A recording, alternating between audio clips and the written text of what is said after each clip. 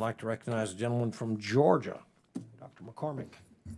Thank you, Dr. Chair.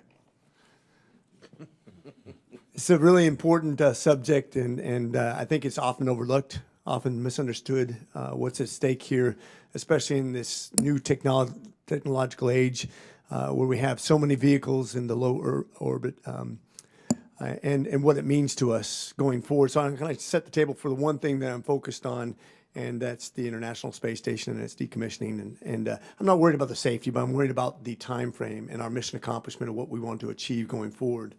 Just kind of set the table as we look to the future of the International Space Station and American low Earth orbit activities. It's obviously up to us as the elected officials in Congress to take ownership of this U.S. space policy and maintain leadership across the globe. Last year, the committee passed the Commercial Space Act of 2023, which will support America's budding and commercial space economy as it streamlines the regulatory environment, ensures compliance with international treaty obligations, reduces administrative burdens, hopefully, and promotes the best practices in orbit. At the same time, the Biden administration released their proposal after months of delay. Their proposal would lead to increased multi-agency bureaucracy, red tape, an opaque application process, and a ton of uncertainty for our space industry partners as they're trying to plan for the future. The Biden administration proposal will directly undermine the work of NASA and the U.S. having been pursuing over in the short and long term to support commercial lower Earth orbit development. This is my concern. Congress must continue to promote a transparent, responsible environment here at home that will strengthen our domestic industry and encourage innovation. The International Space Station has served as a home to humans and scientific research for more than 20 years.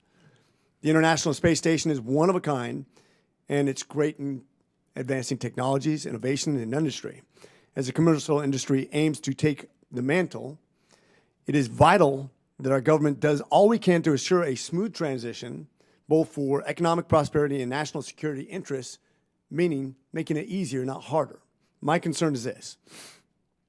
When we're talking about that beneficial timeline, Dr. Dittmer, I wanted to say in your testimony you had said how you discussed an American presence in low Earth orbit is under the threat and how the likelihood of a gap, this is what I'm worried about, in LEO following the decommissioning of the ISS has never been greater. What concerns do you have with the proposed mission authorization system by the Biden administration specifically? And how could it disrupt the plans by NASA to shift from the International Space Station to commercial stations by the end of the decade? Thank you for the question, Dr. McCormick. We are very concerned about the proposal. We are concerned about its bifurcated nature with some of the aspects of what would be happening on orbit being handled by one federal agency and then other aspects being handled by another federal agency.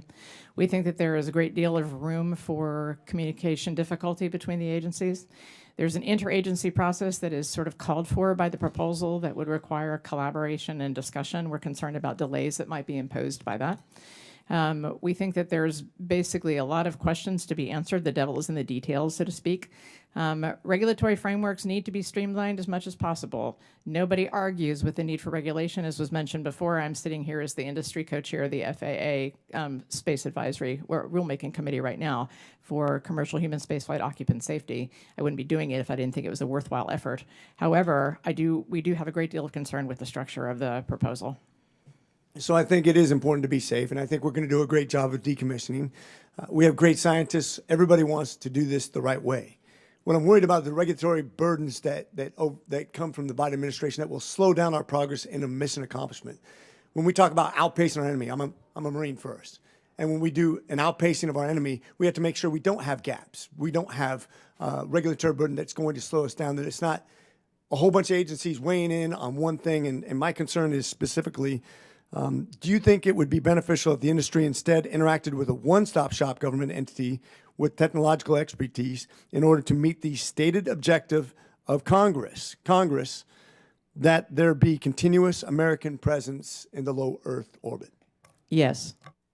Pretty simple. That's my singular focus, and I want to leave it with that. Less regulation, be safe. Let's get the mission done first. And with that, I yield.